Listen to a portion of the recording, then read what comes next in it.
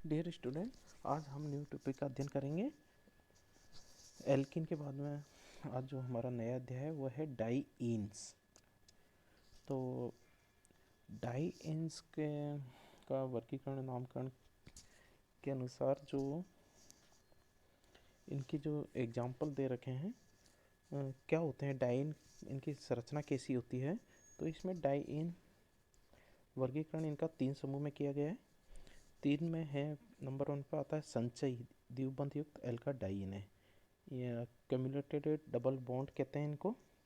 इनके एग्जाम्पल हम ले सकते हैं 1,2 ब्यूटाडाइन, जैसे पहला एग्जाम्पल दे रखा है CH2 double bond C double bond CS, दोनों डबल बॉन्ड द्विबंध क्या होते हैं, इसमें दोनों द्विबंध एक ही स्थान पर स्थित होते हैं, अर्थात एक ही कार्बन परमाणु के दोनों ओर दोनों द्विबंध होते हैं।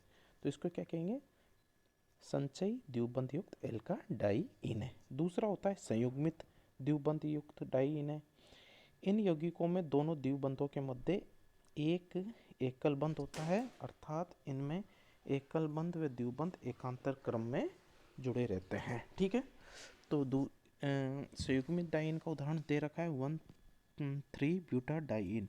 इस स्ट्रक्चर में देखिए बच्चों, इन दोनों द्विबंधों के मध्य में एक सिंगल बंध या एकल बंध उपस्थित होता है, तो इसको कहेंगे वो संयुग्मित द्विबंध युक्त डाईइन। तीसरा है विलगित द्विबंध युक्त एल्का डाईन है।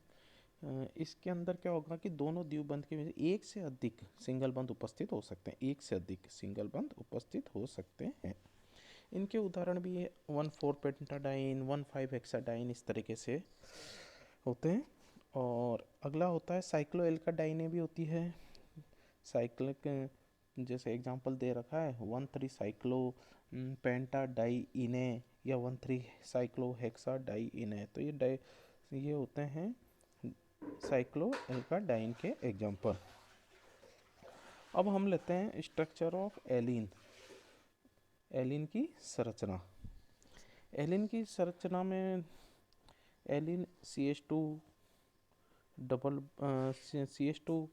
Bond carbon double bond CH2, ये इसकी फॉर्मूला होता है, सूत्र होता है कि बीच का इसमें इसके बीच का कार्बन परमाणु sp संकरित होता है। जो सेंटर वाला कार्बन होता है वो कौन सा संकरण होता है, sp, जबकि इसके दोनों सिरों वाले दोनों कार्बन परमाणु sp2 संकरित अवस्था में होते हैं। बीच वाला कार्बन परमाणु दोनों sp संकरित कक्षकों के साथ दोनों कार्बन के साथ एक कौन सा बॉन्ड बना रहा है, सिग्मा बॉन्ड बना लेता है।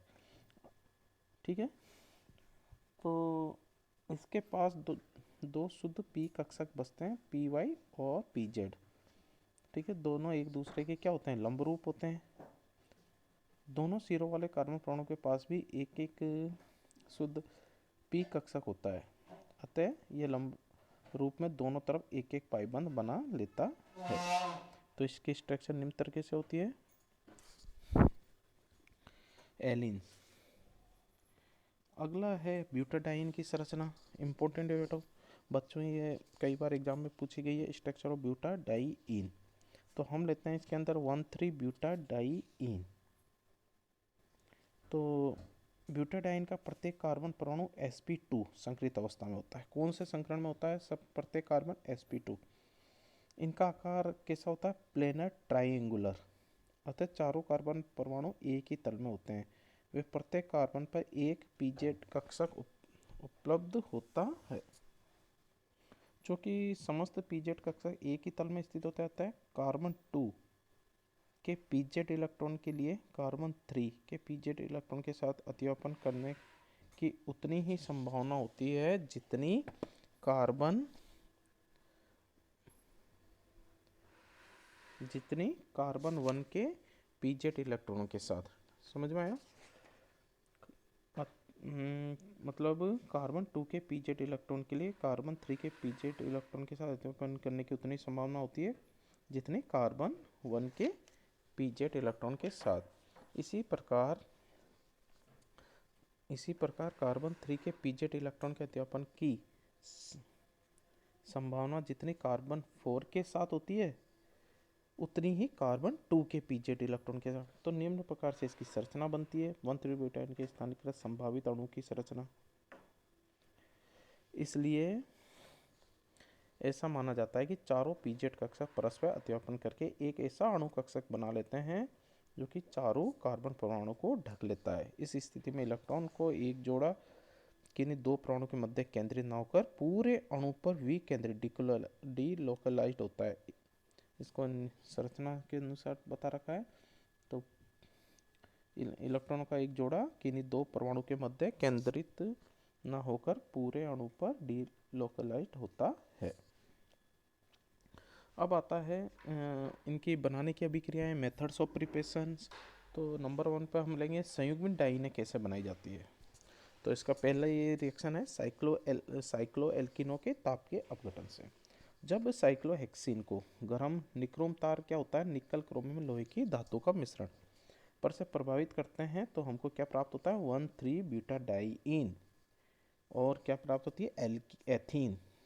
ठीक है, जब हम साइक्लोहेक्सिन को गर्म निक्रोम तार पर से प्रभावित करते हैं तो हमको एथीन और 1,3-ब्यूटाइन प्राप्त होती है। अगली रिएक्शन है dehydrogenation of alkene and alkanes. एल्केनों व एल्किनों के विहाइड्रोजनीकरण से यदि हम एन ब्यूटेन लें, उसको क्रोमियम ऑक्साइड या एल्यूमिनियम ऑक्साइड की उपस्थिति में जब इसको गर्म किया जाता है इन उत्प्रेरक की उपस्थिति तो हाइड्रोजन गैस का निष्कासन हो जाता है और हमको क्या प्राप्त है 1,3-ब्यूटाडाइन। यदि हम आइसोपेंटीन लेते हैं और इसको क्रोमियम ऑक्साइड के ऊपर प्रभावित किया जाता है तो हाइड्रोजन के निष्कासन से हमको क्या प्राप्त होता है आइसोप्रीन। अगली रिएक्शन है डिहाइड्रेशन ऑफ डायोल।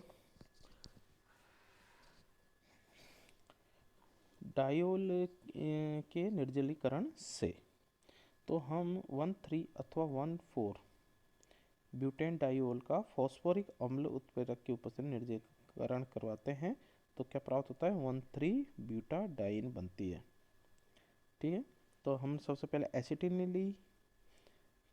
एसिटिलीन को हमने जब इसके मरकरी की उपस्थिति में अभिक्रिया कराई तो एसिटाल्डिहाइड तनु NaOH की उपस्थिति में हमको क्या प्राप्त होती है एल्डोल। एल्डोल संघनन की अभिक्रिया होती है ये, तो हमको क्या प्राप्त होता है एल्डोल।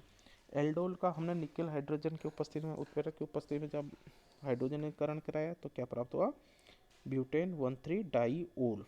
और जब इसका फॉस्फोरिक अम्ल उत्प्रेरक की उपस्थिति में निर्जलीकरण कराते हैं तो हमको प्राप्त होता है 1,3-ब्यूटाडाइईन।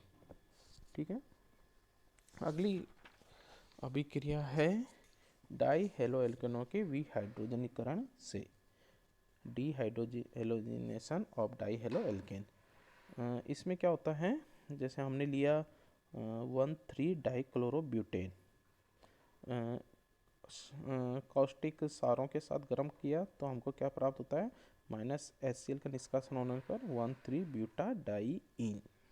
ठीक है, अगली है विलगित डाइइनों का निर्माण। बी वाली रिएक्शन है विलगित डाइइन, आइसोलेटेड डाइइन। जब हम एलिल क्लोराइड की अभिक्रिया कराते हैं, वुड्स अभिक्रिया कराते हैं मैग्नीशियम ईथर की उपस्थिति में तो हमको क्या प्राप्त होता है 1,5-हेक्साडाइईन। तो क्या होता है इसमें कोई भी ऐसी डाइन जिसके दोनों द्विबंध में परस्पर कोई संबंध नहीं होता है वे क्या कहलाती है विलगित डाइने कहलाती है। ठीक है, अगली रिएक्शन है संचय डाइने क्युमुलेटिव डाइनिन।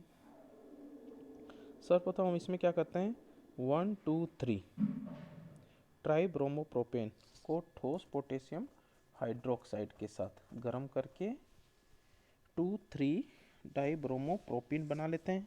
ठीक है, जो मेथेनॉल व जस्त चूर्ण जिंक चूर्ण के साथ गर्म करने पर -ZnBr2 का निष्कासन होने पर हमको क्या प्राप्त होता है प्रोपाडाइईन बनती है या इसको कहते हैं एलीन। किसका निर्माण होता है एलीन। तो इस प्रकार से हम तीनों तरह की डाइनों का निर्माण कर सकते